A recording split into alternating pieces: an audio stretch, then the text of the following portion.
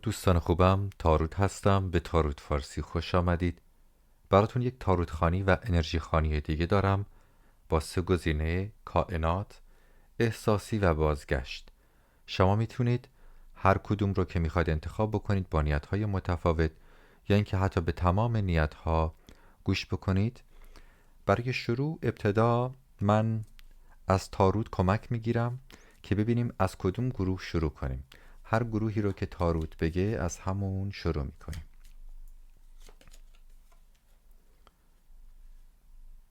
خب از بازگشت انگار دوستان زیادی از بازگشت در واقع نیت داشتن. تاروت هم میگه که از بازگشت شروع کنیم، پس از بازگشت شروع میکنیم. 2 کارت رو اینور میذارم و کارت بازگشت رو میخونیم و بعدش هم کارت های دیگر رو مثل همیشه. دوستان خوبم، اگه سابسکرایب نکردید، عضو کانال نشدید، همین سابسکرایب بکنید که بتونید ویدیوها رو به موقع بتونید ببینید.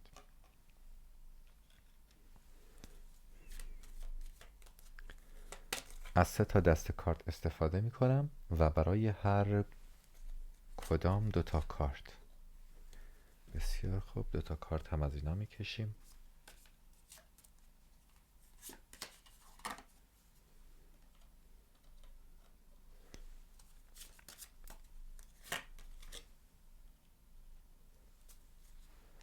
و 2 کارت هم از این گروه کارت ها.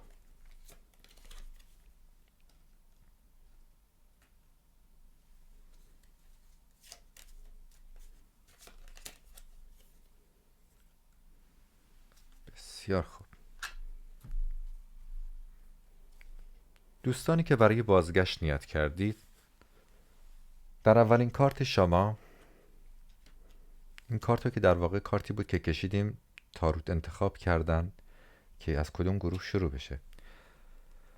در کارت تاور، تاور به معنای یک خرابی هست، یک رابطه‌ای که به هم خورده، یک بحث، یک بگو مگو، یک اختلاف شدیدی که بین شما و فرد احساسی شما دلخوری و متارکه پیش اومده، یعنی اختلاف و جدایی به وجود اومده.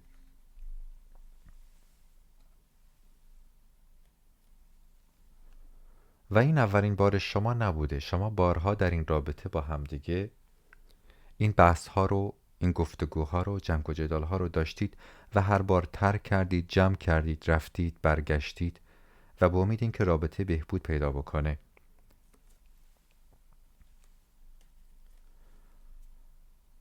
اما در کارت دیگه شما میگه که برای درست کردن این رابطه احتیاج به این هست که مثل زنجیری که به هم متصل میشه، یعنی منظورش از لحاظ احساسی، از لحاظ روحی و روحانی بودن هست. باید اون اتصال رو بین شما و فرد احساسیتون به وجود بیارید. تا زمانی که اون اتصال، اون همسویی ایجاد نشه، بین شما این اختلافات ادامه خواهد داشت. ببینید در 2 جای اینجا، یعنی در این کارت و در کارت بعدی، اشاره به ماتریال میکنه.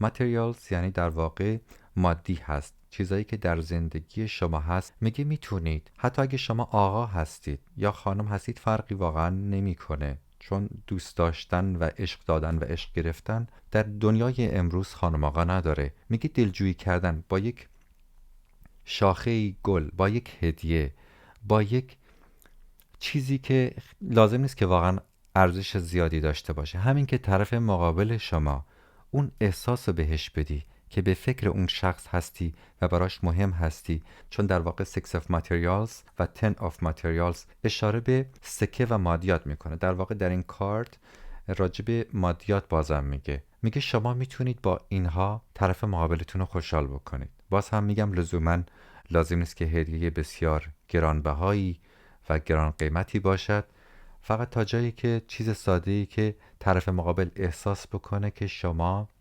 برای فرد مقابل، برای طرف مقابلتون ارزش قائل هستید. برای شما یک انتظار بین 8 روز، 8 هفته دیده میشه.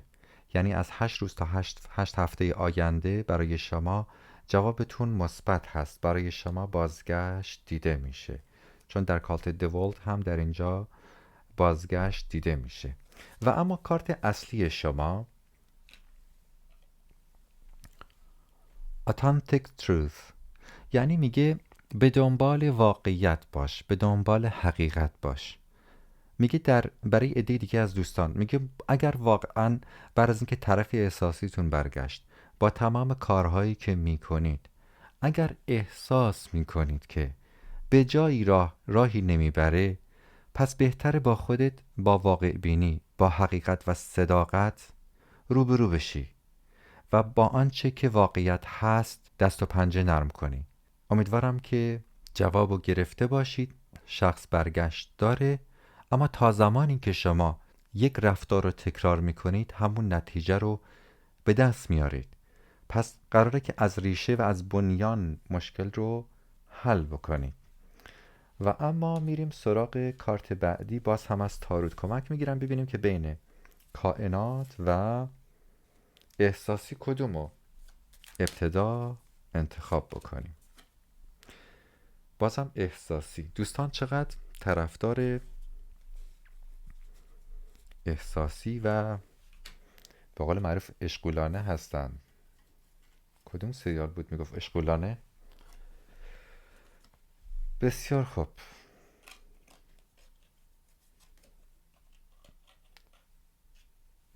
باز هم از هر گروه 3 تا کارت میکشیم ببینیم که براتون چی داره.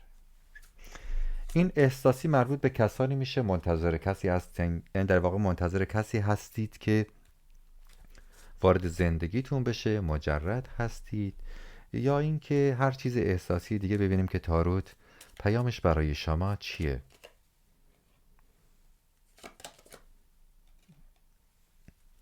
بسیار خوب.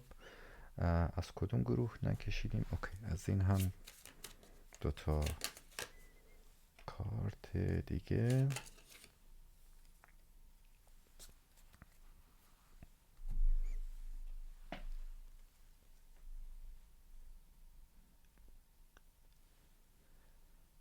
خب اولین چیزی که در اینجا هست دوستان خوبم، همطور که میدونید این فال عمومی هست و چون شخصی نیست شما باید در واقع تمرکز بکنید روی کارت ها، انرژیتون رو همسو بکنید و زمانی که احساس کردید که کارتی راجع به شما داره صحبت میکنه، تمرکز مطلقتون رو همون باشه و اصلا هم واقعا مهم نیست بعضی جاها عمومی هست یا نه، چون میتونید اگر همسو بشید جوابتون رو بگیرید.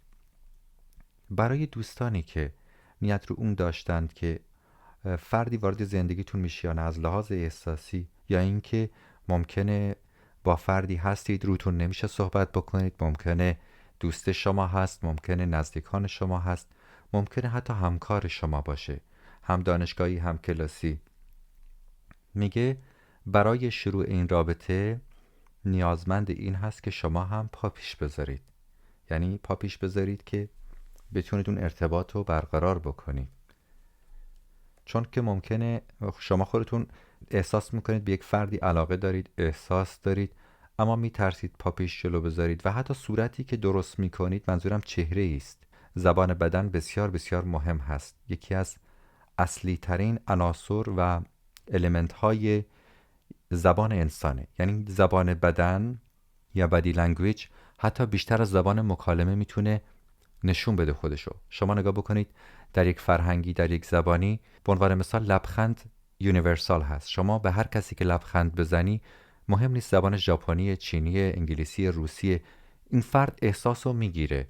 یعنی در واقع لپ کلام این هست که میگه میتونی با یک لبخند، با یک روی بازتر، اگه واقعا فردی رو میخوای باهاش نزدیک بشی، ارتباط سالمی داشته باشی برای شناختش، میتونی ارتباطت رو از یک بادی لنگویج، از یک زبان بدنت، در واقع منظورم اشوه شطوری نیست، بعضیا مثلا یک حالتی رو درست میکنن که حالت به قول معروف، حالا نمیخوام وارد بحثش بشم، اما واقعا میتونه خیلی سنگین هم باشه، ولی یک لبخند زیبا هم میتونی نشون بدی که من به شما علاقه دارم و اگه شما هم به من علاقه دارید میتونیم با هم دیگه کامیونیکیت کنیم، یعنی کامیونیکیشن داشته باشیم، صحبت بکنیم با همدیگه و به همدیگه نزدیک بشیم.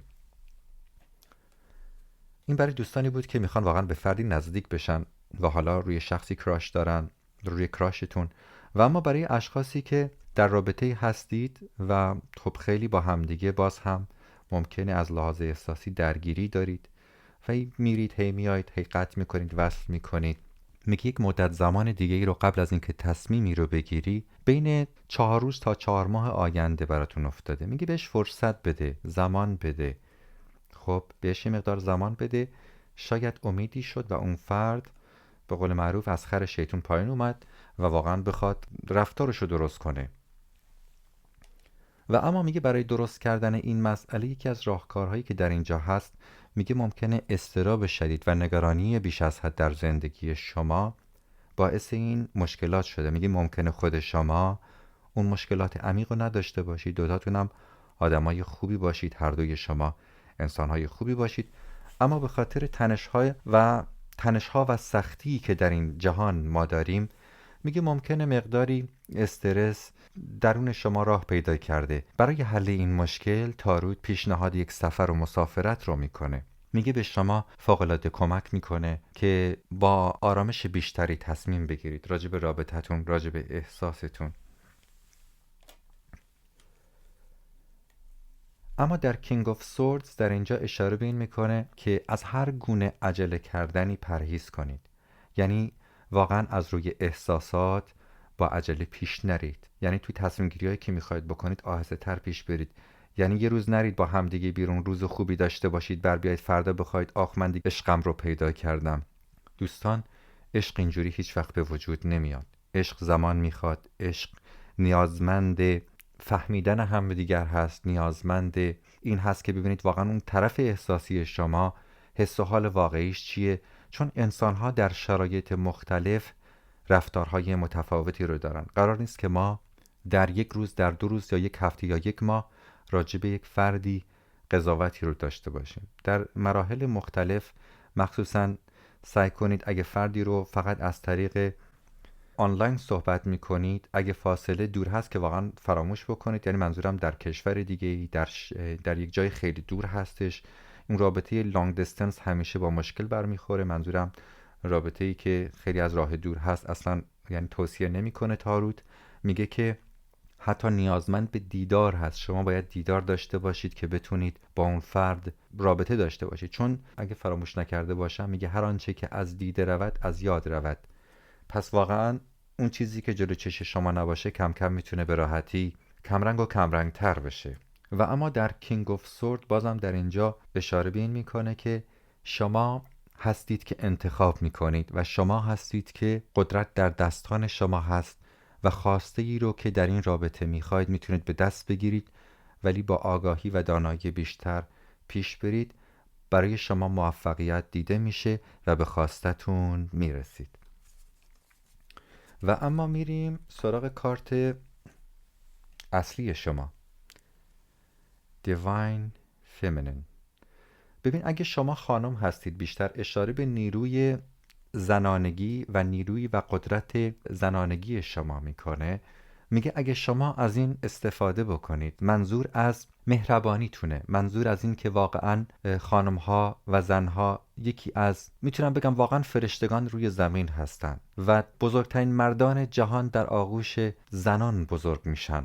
پس شما هستید که همین افراد خوب و بد رو شماها تربیت کردید و شما هستید که میتونید و میدونید که یک مرد واقعا دردش چیه و اجازه ندید وارد بعضی از بازی ها بشید که با احساستون بازی بشه. به خاطر من نمیگم متقابلا آقایون یا خانم ها، واقعا خانم هایی هم هستن که متاسفانه به خاطر آزار و اذیت و زندگی بدی که داشتن متقابلا برعکس باشه. واقعا در اینجا زن مرد نداره، ولی واقعا میتونم بگم خانم ها بسیار بسیار انسان‌هایی هستند که در این جهان، در این کائنات روح‌های بزرگی دارن. اگه شما آقا هستید، اگه با یک خانم با لطافت، با مهربانی، بدون ریا روبرو بشید، مطمئن باشید عشق واقعی رو از اون میگیرید. واقعا زن و مرد نداره و هر رابطه مثل گلی که نیازمند به مراقبت، به آب، به خاک، یک رابطه هم حتما نیاز به این داره که درش محبت باشه، دوستی باشه، مهربانی باشه.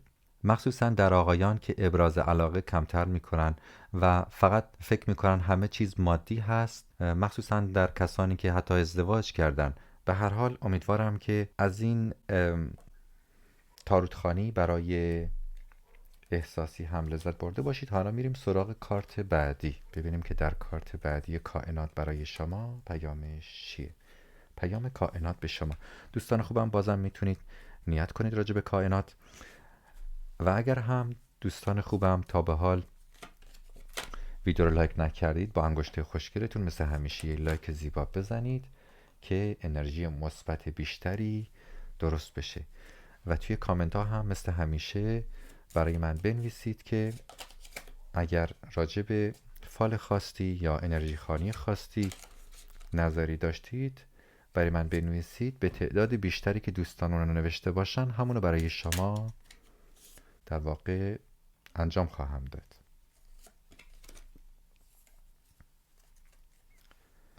و اما پیام اصلی کائنات به شما. کارت بسیار مثبتی از تری اف کاپس. اگر شما به نیت ازدواج نیت کردید، ماکسیموم یعنی در واقع ماکسیمومش 3 سال هست. از 3 ماه تا 3 سال آینده برای شما ازدواج دیده میشه. وقتی ما میگیم 3 سال آینده، در واقع چون که فال عمومی هست، یعنی برای دوستان بین 3 ماه تا 3 سال آینده برای شما ازدواج دیده میشه. شما وارد یک رابطه و همچنین ازدواج میشید. برای دوستانی که مشکل دارید، بیماری مثل افسردگی، شکست احساسی، مشکلات، جدایی، اگه با فردی جر و بحث داشتید از زندگی شما رفته، باز هم تا 5 ماه آینده برای شما کارت اصلیتون، یعنی در واقع چون نزدیک به کارت اصلی شما بود، یک دری براتون باز میشه، یک گشایش براتون باز میشه که حتی ممکنه یک فرد جدیدی وارد زندگیتون بشه. منظور در واقع برای کسانی است که کلاً اون فرد از زندگیتون رها شده و رفته. Five of Materials در واقع این Five of Pentacles هست. برای دوستانی که مشکل مالی دارید، از لحاظ مالی باز هم برای شما گشایش دیده میشه. اگرچه یک سری مشکلاتی رو داشتید، ممکنه یه مقدار از لحاظ، حالا ممکنه وام داشتید، مقروض بودید، پولی رو خرج کردید، این پول شما گفته باز هم در 5 زمان دیگه، میتونه 5 هفته تا 5 ماه آینده، یک مقداری از این هزینه جبران خواهد شد. و همچنین برای شما یک دوستی جدید دیده میشه. این دوستی ممکنه در واقع دوستانی باشند که زندگی شما رو واقعا شادی توش میارن. با یک افرادی با انرژی های بسیار مثبت بالا به طور ناخواسته آشنا میشید. و اما اگه شما مشکل دادگاهی دارید، مشکلاتی که خیلی برای شما دردسر درست کرده بوده، حالا این مشکل دادگاهی هر چیزی که میتونه باشه، اقامت دادگاهی، طلاق، خوشبختانه بعضی از شرایطی که قراره در واقع حل فصل بشه از 6 ماه آینده شروع خواهد شد. یعنی برای شما جشن و شادی دیده میشه، شما پیروز میشید. نگاه کنید، Six of Swords، Six of Wands، یعنی در واقع غلبه پیدا میکنید بر این مشکلات. نتیجه‌ای که از این کار میگیرید به نفع شما و به سود شما تمام میشه. به هر حال دوستان خوبم، سپاسگزارم از اینکه با من بودید. اگه نظر خاصی داشتید بازم توی کامنت ها برام بنویسید. یادتون نره که حتما هم یه لایک بزنید. سپاسگزارم. بدرود.